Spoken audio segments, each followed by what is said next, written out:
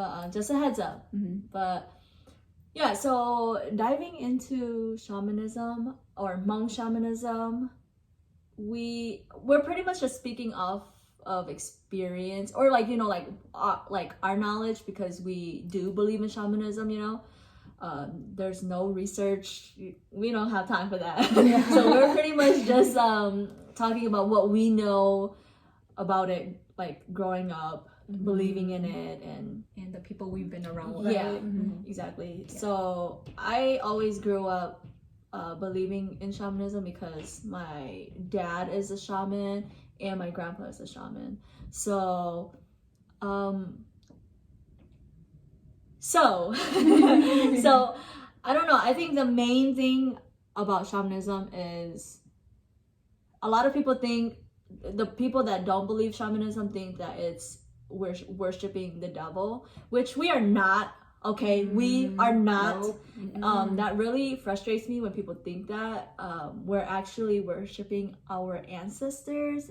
There's a big difference. Right. So if you ever say that, if you ever tell a shaman that they're worshiping the devil, you can end this video. Yeah, end this video.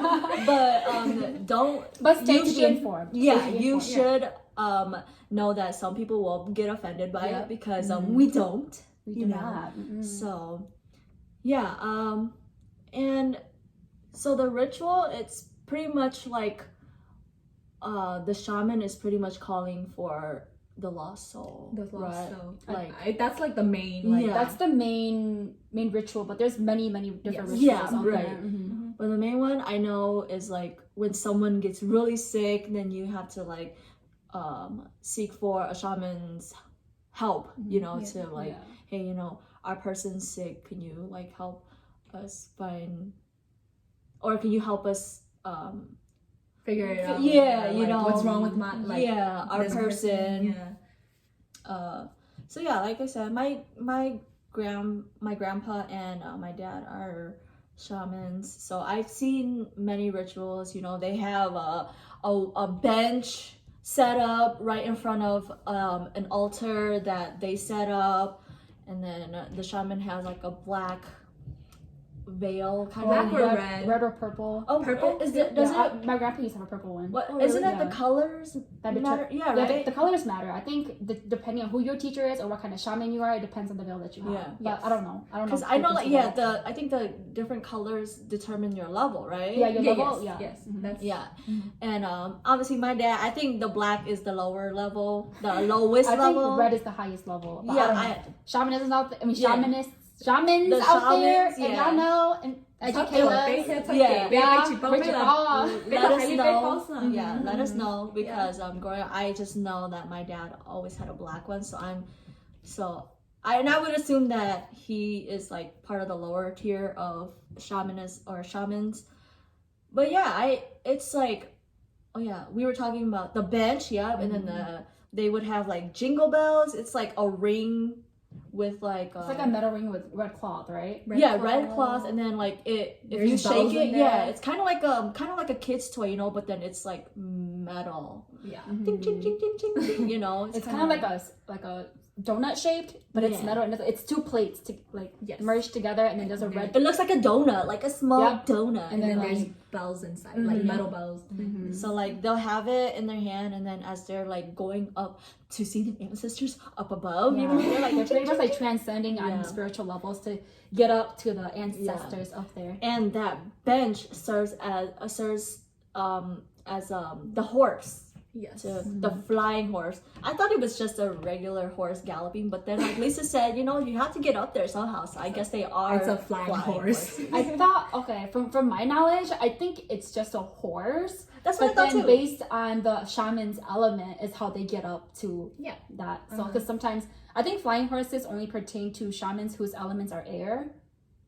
Oh, whereas there are different ones. There are water, air. Really? Yeah. So like there's an air, water, fire, and earth, and then I think shamans who have the air element, I think they're the only ones who can fly with a horse or a dragon. But they have to both up. And I also learned my information from Tassie Yang on YouTube. She's a shaman. So look her up. But don't they'll believe me 100%. Only from what I know, okay? Yeah.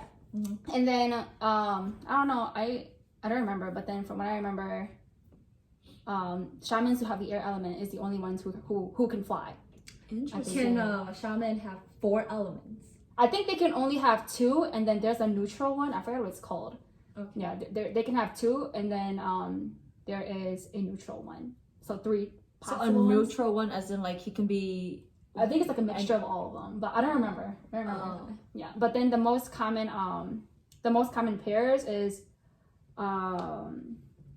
earth and air, and then fire. I don't know. There's just so many of them. Yeah. But you can't have opposite pairs. Like you can't have water and fire. Okay. That, sometimes it's possible, according to Tassie, but it's rare. Okay. Okay. Yeah.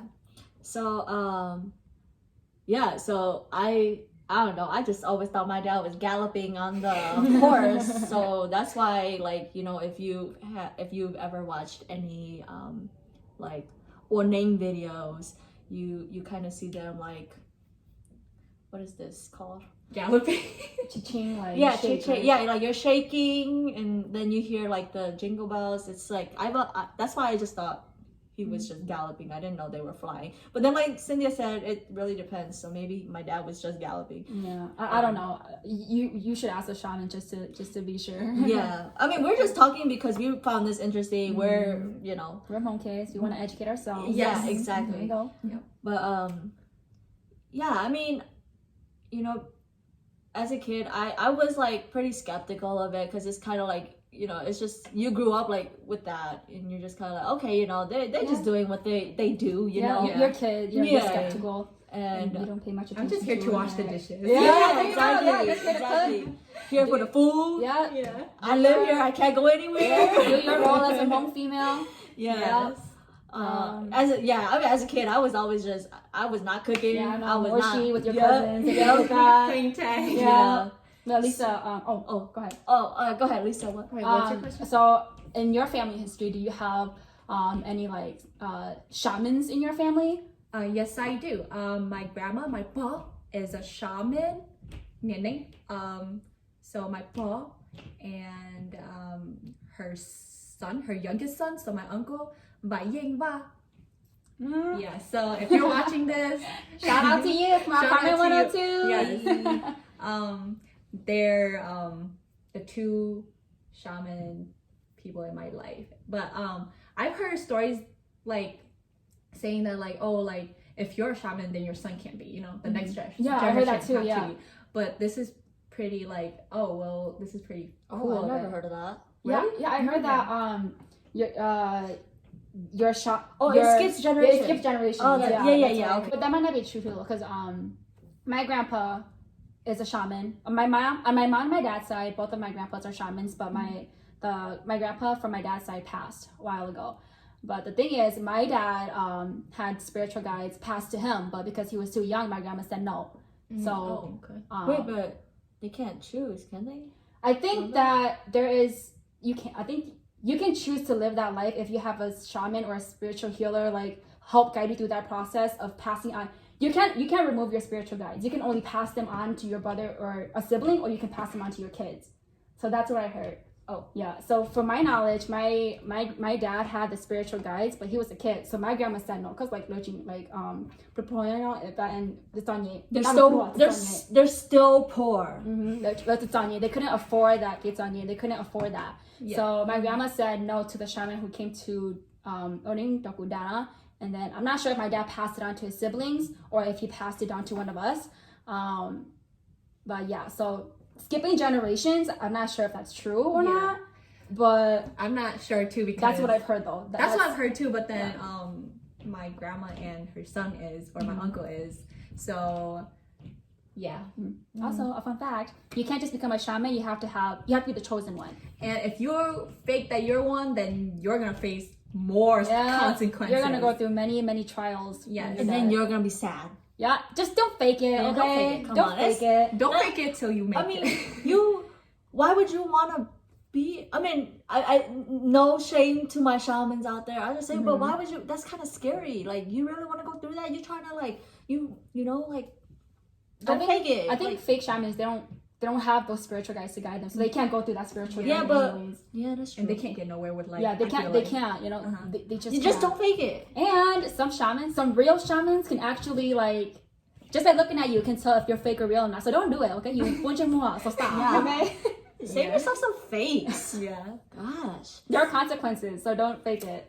Yeah. Yes. What's your first encounter or like with shamanism, or when did you think it was like, oh, like this is legit, you know?